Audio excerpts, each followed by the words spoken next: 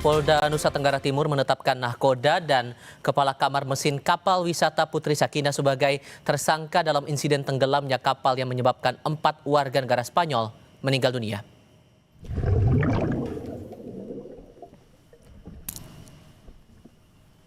Polisi menetapkan nahkoda dan kepala kamar mesin sebagai tersangka usai memeriksa sejumlah saksi dan ahli yang diperkuat dengan sejumlah barang bukti. Polisi menemukan keduanya diduga lalai hingga menyebabkan kapal tenggelam di perairan Taman Nasional Komodo pada 26 Desember 2025.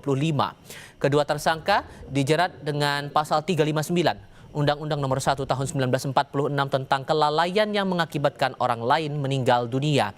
Kini para tersangka masih menjalani pemeriksaan intensif di Mapolres Manggarai Barat.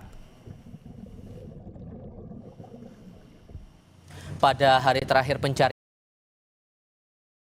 satu warga negara Spanyol yang masih hilang digelar dengan penaburan bunga di lokasi tenggelamnya kapal wisata Putri Sakina. Penaburan bunga dilakukan tim SAR. Gelaran ini sekaligus mendoakan 4 korban warga negara Spanyol, 3 diantaranya telah ditemukan tim SAR gabungan. Operasi pencarian ditutup hari ini pada pukul 2 siang waktu Indonesia Tengah. Bahwa kami sudah akan menyelesaikan pencarian korban KLM Putri Sakina bersama tim SAR gabungan, dan hari ini adalah hari ke-15, hari terakhir pencarian dengan batas waktu sampai jam 2. Dan waktu juga kepada kami salam untuk semua tim dan seluruh media dan juga masyarakat yang sudah membantu melakukan pencarian dan bantuan.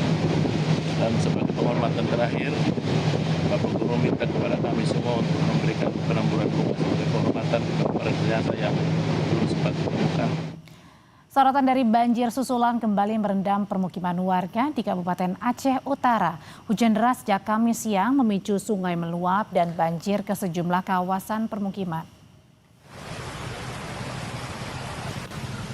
Banjir susulan mengenai rumah warga di 4 kecamatan, yakni di Langkahan, Tanah Jambu Aye, Cot Girek, dan Loksokun, Aceh Utara.